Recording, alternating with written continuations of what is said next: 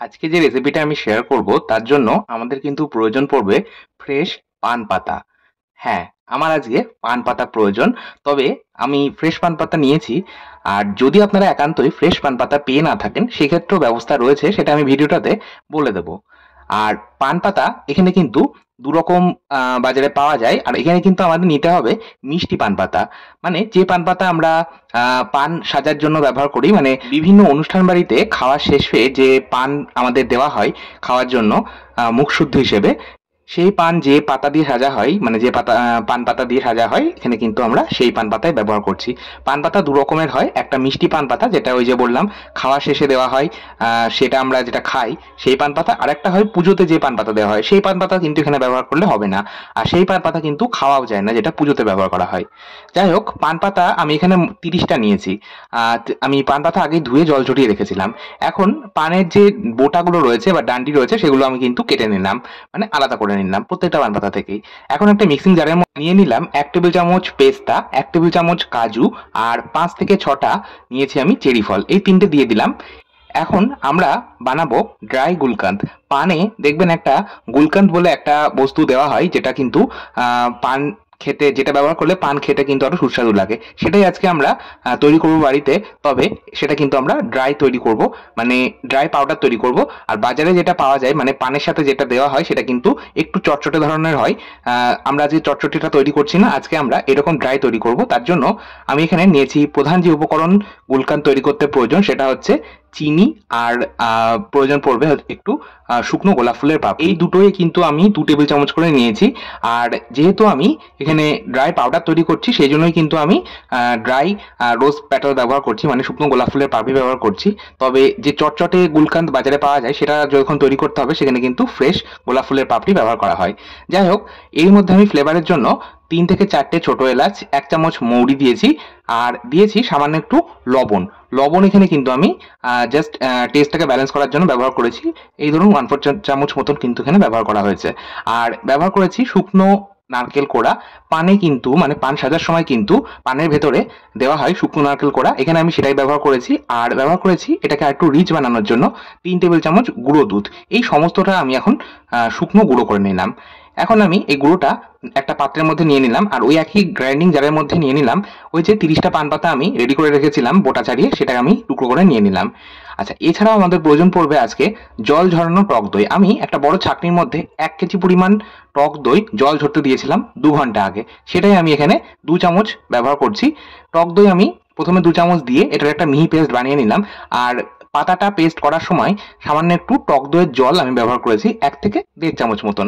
খুব অল্প জল ব্যবহার করেছি, জল বেশি ব্যবহার করার প্রয়োজন নেই, যাতে পেস্টটা একদম স্মুথ হয়, সেই জন্য আমি সামান্য একটু জল ব্যবহার করেছি।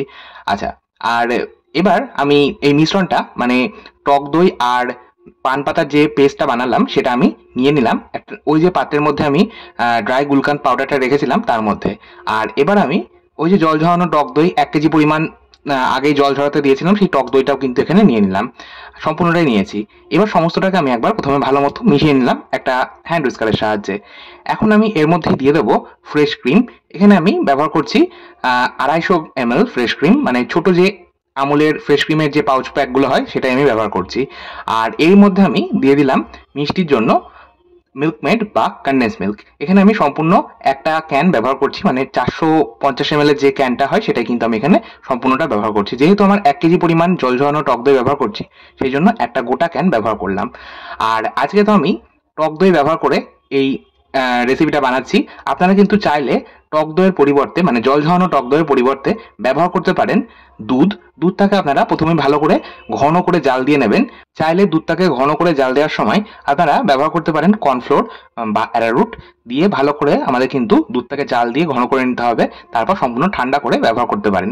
এটা কিন্তু জল ঝরানো টক দইয়ের পরিবর্তে ব্যবহার করতে পারেন। যাই হোক, এবার আমরা ইলেকট্রিক হ্যান্ড বিটারের সাহায্যে এই সমস্তটাকে ভালো মতো ফেটিয়ে নেব, খুব ভালো করে এখানে কিন্তু এটা ফেটাতে হবে। ও হ্যাঁ, আরেকটা যেটা বলবো, আমি তো এখানে ফ্রেশ ক্রিম ব্যবহার করছি, আপনার ফ্রেশ ক্রিমের পরিবর্তে ব্যবহার করতে পারেন হুইপিং ক্রিম। হুইপিং ক্রিম অর্থাৎ কেক সাজানোর জন্য আমরা যে ক্রিম ব্যবহার করি সেটাই কিন্তু হুইপিং ক্রিম। যাই হোক, সমস্তটাকে ইলেকট্রিক হ্যান্ড বিটারের সাহায্যে 10 মিনিট আমি বিট করেছি একদম হাই স্পিডে। এখন আমি আপনাদের দেখিয়ে দিচ্ছি, এই যে বর্তমানে যে কোনো বড় স্টেশনারি শপ কিংবা গ্রসারি শপে কিংবা বড় শপিং মল বা অনলাইন থেকেও কিন্তু আপনারা এইভাবে পারচেস করে নিতে পারেন।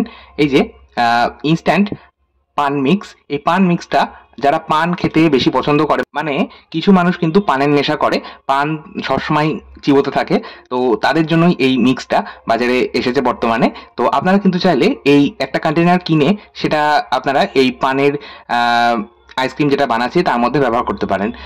আপনারা ওই যে মিশ্রণটা আমি দেখালাম, মানে পান মিক্স দেখালাম, ওর মধ্যে কিন্তু সমস্ত কিছু রয়েছে, গুলকান্দ, পানের টুকরো, সুপুরি, চিনি, সমস্ত কিছু ফ্লেভার রয়েছে ওরই মধ্যে। তো আপনারা চাইলে ওই একটা মিক্স কিনে নিতে পারেন, আর সেটাকেই সামান্য ফ্রেশ ক্রিম বা জল ঝরানো টক দই দিয়ে একবার পেস্ট করে নেবেন, তাহলে কিন্তু হয়ে যাবে। আলাদা করে আর ফ্রেশ পান পাতা ব্যবহার করার তাহলে প্রয়োজন পড়বে না। আমি প্রথমে বলেছিলাম যদি ফ্রেশ পান পাতা না পেয়ে থাকেন সেক্ষেত্রেও ব্যবস্থা রয়েছে, এটা আমি বলে দিলাম সেই জন্যই। আপনাদের যেটা সুবিধা হবে আপনারা সেটাই করবেন, তবে সেক্ষেত্রে আমার মনে হয় একটু গ্রিন ফুড কালার ব্যবহার করতে হতে পারে। আর যেহেতু আমি এখানে ফ্রেশ পান পাতা ব্যবহার করেছি, তাই আলাদা করে গ্রিন ফুড কালার ব্যবহার করার কোনো প্রয়োজন পড়েনি। যাই হোক, এবার আমি এই মিশ্রণটা যেটা বানিয়েছিলাম সেটা 3টে কন্টেনারের মধ্যে ঢেলে নিলাম। প্রথমে আমি 2টো স্টিলের টিফিন বক্সের মধ্যে নিয়েছি, আর একটা আমি কাগজে যে চা খাওয়ার গ্লাস হয় তার মধ্যে সেট করার জন্য ব্যাটারটা কিছুটা দিয়েছি। আচ্ছা, ওপর থেকে আমি একটু দিয়ে দিচ্ছি, ওই যে পানের মধ্যে দেখবেন পান মৌরি পাওয়া যায়, যেটা চিনির কোটিং করা থাকে, সেই পান মৌরি কিন্তু আমি এখানে অল্প করে একটু ওপর থেকে ছড়িয়ে দিয়েছি, যাতে দেখতে ভালো লাগে। অল্প একটু শুকনো নারকেল কোড়া বা ডেসিকেটেড কোকোনাট ওপর থেকে ছড়িয়ে দিয়েছি। আর একটু আমি ব্যবহার করছি এখানে রুহ আফজা, আপনারা চাইলে রোজ সিরাপও ব্যবহার করতে পারেন। ওপর থেকে এইভাবে একটু ছড়িয়ে দিলাম। তবে অবশ্য আমি পরে আবার যখন সার্ভ করব তখনও এই উপকরণগুলো ব্যবহার করব, তবে এখন আমি আইসক্রিমটা যখন সেট করছি তখন একটু ওপর থেকে ব্যবহার করছি। এইভাবে আপনারা খুব সহজে পান আইসক্রিম কিন্তু বানিয়ে নিতে পারেন। আচ্ছা, ওপর দিকে আমি একটা অ্যালুমিনিয়াম ফয়েল পেপার দিয়ে 3টে কন্টেনার ভালো মতন ঢেকে নিলাম, তারপর আমি মুখটা বন্ধ করছি। প্রথমে আপনারা ঢাকনা বন্ধ করার আগে এইভাবে একটু অ্যালুমিনিয়াম ফয়েল পেপার দিয়ে মুড়িয়ে নেবেন, তাহলে আর আইস ক্রিস্টাল জমা হবে না, আর আইসক্রিমগুলো কিন্তু একদম ক্রিম স্ট্রাকচারের, একদম দোকানের মতনই কিন্তু তৈরি হবে। আচ্ছা, এবার আমি এটা আপনাদের দেখাচ্ছি সম্পূর্ণ 24 ঘন্টা অর্থাৎ একদিন পর। আমি একদিন রেখেছিলাম আইসক্রিমটা সেট হওয়ার জন্য। দেখুন আইসক্রিম কিন্তু খুব সুন্দরভাবে সেট হয়ে গেছে। এখন আমি আইসক্রিমটা পরিবেশন করছি। এইরকমভাবে পান আইসক্রিম আপনারা আপনাদের যে কোনো ঘরোয়া অনুষ্ঠানে বা যে কোনো বিশেষ দিনে আপনারা বানিয়ে নিতে পারেন, অথবা আপনাদের যদি নিজেদেরও খেতে ইচ্ছা হয় আপনারা কিন্তু এভাবে বানিয়ে নিতে পারেন। যারা পান খেতে একটু পছন্দ করেন বা পানের ফ্লেভারটা যাদের পছন্দ তাদের কিন্তু এই আইসক্রিমটা ভীষণই ভালো লাগবে। আইসক্রিমটা আমি পরিবেশন করার আগে ওই যে বলেছিলাম একটু পান মৌরি উপর থেকে ছড়িয়ে দেবো, আর একটু রুহ আফজা উপর থেকে ছড়িয়ে দেবো, এটাকে দেখতে ভালো লাগবে। ব্যাস, তাহলেই আমাদের পান আইসক্রিম একদম তৈরি। এই পানের সাথে আইসক্রিম আপনারা কিন্তু খাওয়া শেষ পাতে মাউথ রিফ্রেশমেন্ট হিসেবে গ্রহণ করতে পারেন।